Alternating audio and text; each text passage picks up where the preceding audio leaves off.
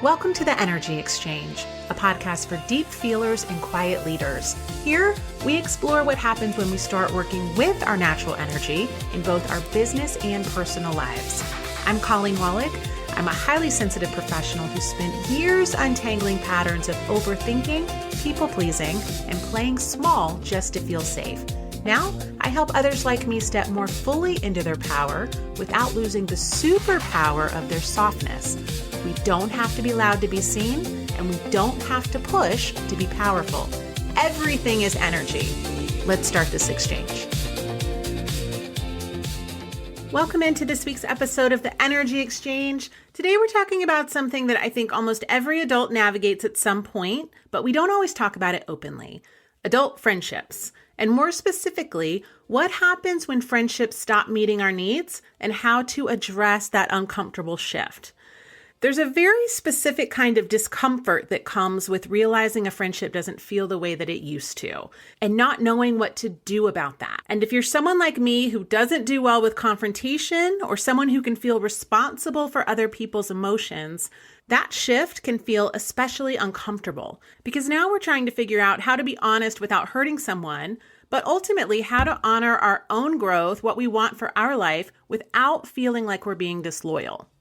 And where this gets really tricky is when there's not a clear, obvious reason to cut things off. Like no one's done anything bad or dramatic to you, but it's just more of a natural progression. Friendships will change, dynamics shift. Our own interest will evolve, our values might deepen, and sometimes the relationships that once felt completely natural start to feel out of alignment. I think this topic applies to most everyone, but like a lot of things I talk about on this podcast, there's a little extra nuance if you're someone who's naturally sensitive. If your wiring includes any level of people-pleasing, conflict avoidance, or feeling responsible for other people's experience. And to share just a little bit of my own experience with this, I've spent the majority of my life operating in fight or flight. People-pleasing, emotional, hypervigilance, and I've done a tremendous amount of nervous system work over the last, 5 or 6 years. And as I've healed my nervous system, my relationship patterns have completely shifted. I have a very low tolerance for chaos. I crave deeper conversations, deeper connections, and I have a much easier time communicating my needs. So I'm not accepting things I don't like just to avoid conflict. Dynamics that once felt very natural to me are almost intolerable to me. So I've shifted a lot of friendships that just don't work for me in the same way. And there's nothing wrong with these people in my world, but our point of attraction is very different. These shifts in friendships can feel especially layered because even if something doesn't feel aligned anymore, there's still a part of you that wants everyone to be okay.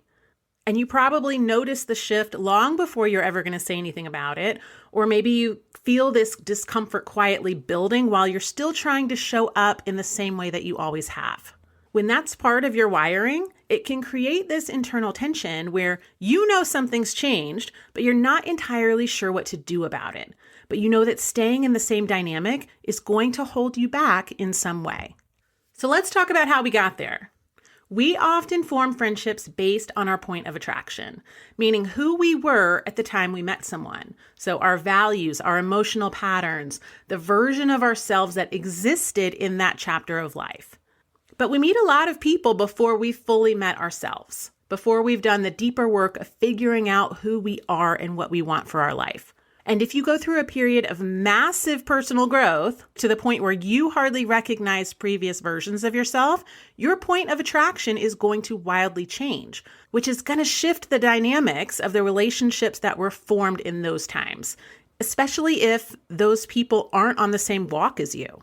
And this is where the conversation does get a little tricky because the language people often use around this is something like, I've evolved and they haven't.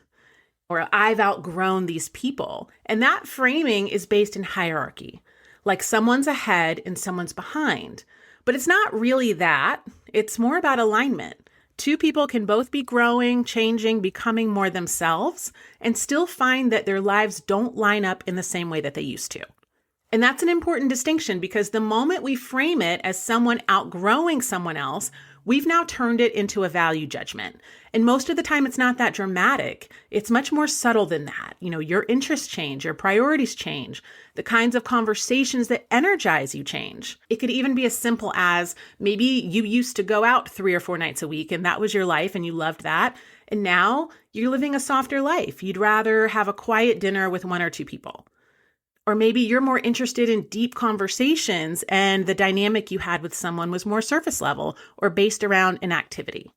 And none of that is wrong, it's just different. If we can frame it as an alignment issue instead of outgrowing someone, it removes a lot of the emotional charge. Because alignment isn't about hierarchy, it's about compatibility. And compatibility will shift as we shift. That doesn't invalidate the relationship, it just means the alignment that once existed might look a little different now. So the most compassionate way to approach this is simply to acknowledge that the relationship might need to change shape. It doesn't have to end, it doesn't have to explode, but it needs to evolve. One of the biggest layers in all of this has always been that sense of responsibility. If I start pulling back, if I engage less, if the relationship changes, there's this voice in my head wondering if I'm doing something to hurt the other person. But the reality is that if you're feeling that level of misalignment, how would it even be possible that the other person doesn't feel it at all? There's a shared energy exchange between 2 people. It is not your responsibility to keep things intact. Okay, so what do we do about this without turning it into a dramatic conversation or confrontation that neither person really wants to have? Number 1, we adjust the level of access. Not every friendship needs to be in your inner circle. So this could look like taking a little longer to respond, not being as available emotionally. Maybe we say no to plans that don't feel aligned. We can let the relationship move into a more casual space over time.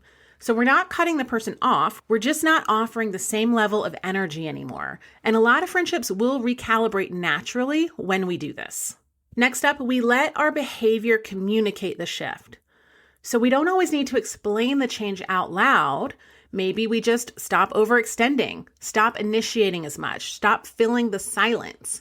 When you change your behavior, the relationship will often adjust around it. And this is especially helpful if there hasn't been a specific rupture, just maybe a slow misalignment. 3, if the relationship calls for it, we have a conversation. And this is a tough one, but there are situations where a conversation is the only thing. And this doesn't have to be confrontational. I think it's actually helpful if it's more about owning your own experience, more of a, it's not you, it's me kind of thing. I know that sounds weird, but that could sound like, hey, I've been noticing I have less capacity lately, and I'm trying to be more intentional with my time and energy. Obviously, that conversation will shift depending on what your actual reasoning is. But just as we would do with setting boundaries, we want to make it about us and what we need. It's not about the other person. They're not doing anything wrong.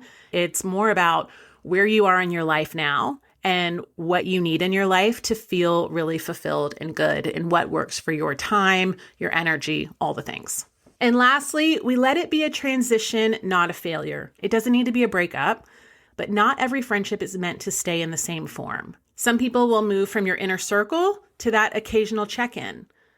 Maybe they move from daily contact to once every few weeks.